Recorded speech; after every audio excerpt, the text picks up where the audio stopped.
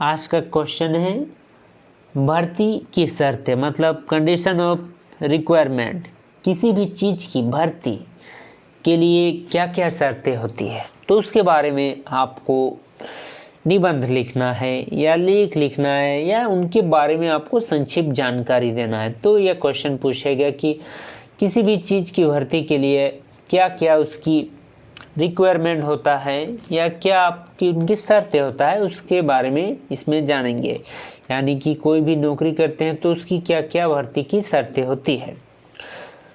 पहला भर्ती की शर्तें में उत्तर बाहरी प्रत्यक्ष तथा भीतरी अप्रत्यय दोनों ही प्रकार की भर्ती प्रणाली में कतिपय नियम एवं शर्तें निर्धारित की जाती है जिनका पालन अनिवार्य होता है। लोक सेवाओं में प्रवेश के लिए प्राय निम्नलिखित अहिता पूरी की जाना चाहिए। पहला, नागरिकता, सिटीजनशिप। अधिकांश देश अपने नागरिकों को ही लोक सेवाओं में भर्ती करती है। विदेशी नागरिकों को प्रायः कम वरीयता दी जाती है। यदि किसी पद पर विदेशी नियुक्ति की जाए तो वे अल्पकाल के ही होते हैं। कोई बार नियुक्तिकर्ता देश लोक सेवकों को नागरिकता प्रदान कर देती है। अमेरिका तथा कनाडा में लाखों भारतीय वहाँ के नागरिक बन चुके हैं। भारत में भारतीय प्रशासनिक सेवा तथा भारतीय पुलिस सेवा में भर्ती हेतु भारतीय नागरिकता आवश्यक है। अन्य बहुत से पदों पर नेपाल एवं भूटान की प्रजा तथा तिब्बती शरणार्थी एवं अफ्रीका देश से प्रयोजन पर आए भारतीय व्यक्ति योग्य प्राप्त माने जाते हैं। मतलब किसी किसी पर, सब में नहीं। अधिवास, डोमिसाइल।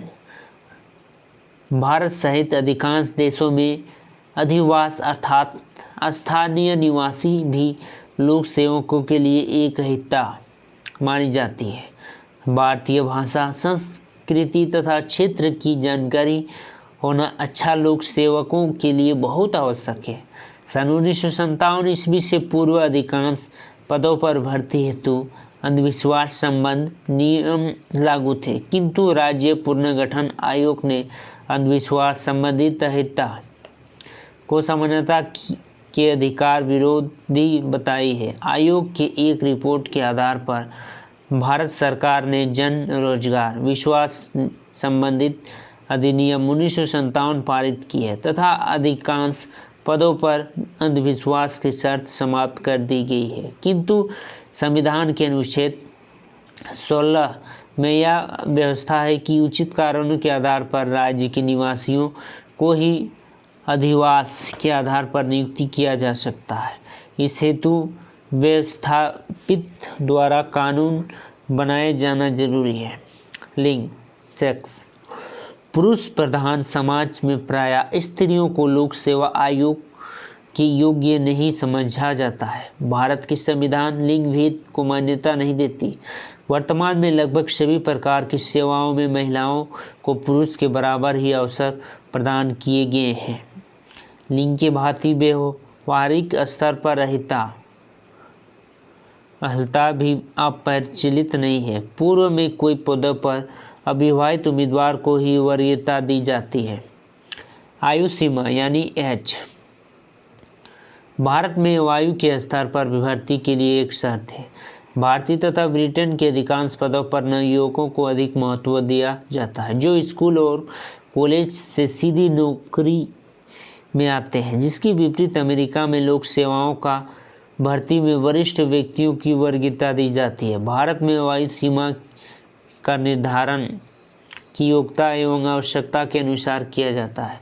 भारत में उच्च सिविल सेवाओं में भर्ती होने हेतु 21 वर्ष से 30 वर्ष की आयु सीमा निर्धारित है।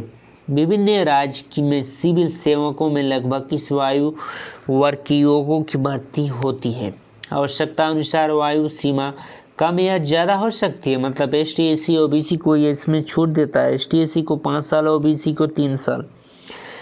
5 शैक्षणिक योग्यता है, एकेडमिक क्वालिफिकेशन। सामान्यतः उच्च पदों पर किसी भी विषय पर स्नातक डिग्री या स्नातक पदों पर हेतु सेकेंडरी या सीनियर सेकेंडरी की शैक्षणिक योग्यता निर्धारित की गई है। पदों की आवश्यकता अनुसार शैक्षणिक योग्यता कम या ज़्यादा हो सकती है। 6 शारीरिक एवं मानसिक योग्यता, फिजिकल एंड मेंटल एबिलिटीज। लोक सेवाओं में प्रवेश पाने हेतु अभ्यर्थी का शारीरिक एवं मानसिक रूप में स्वस्थ होना आवश्यक है। पुलिस विभाग या किसी तरह से अन्य विभाग में भर्ती के लिए लंबाई, वजन, सीना माप तथा अन्य शारीरिक क्षमताओं निर्धारित की जाती है, जबकि अन्य विभागों के अधिकांश पदों पर सामान्य शारीरिक संरचना वाले उम्मीदवार प्रयुक्त समझा जाता है। विकलांग व्यक्तियों को पद या कार्य की प्रकृति के आधार पर भर्ती किया जाता है। अनुभव एवं विशिष्ट योग्यता।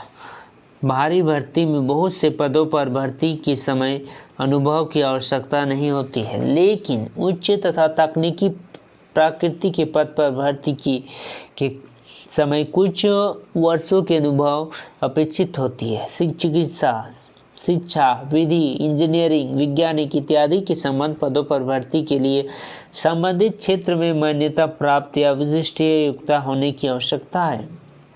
चरित्र, करैक्टर सबसे मायने रखता है। करैक्टर, लोक सेवाओं में भर्ती होने वाले व्यक्ति का चरित्र उज्ज्वल तथा विश्वसनीय होना चाहिए। इस संबंध में कई बार आवेदन पत्र के साथ ही राजपत्रित अधिकारियों द्वारा प्रदत्त चरित्र प्रमाण पत्र संलग्न करने की परंपरा ब्रिटिश काल से चली आ रही है।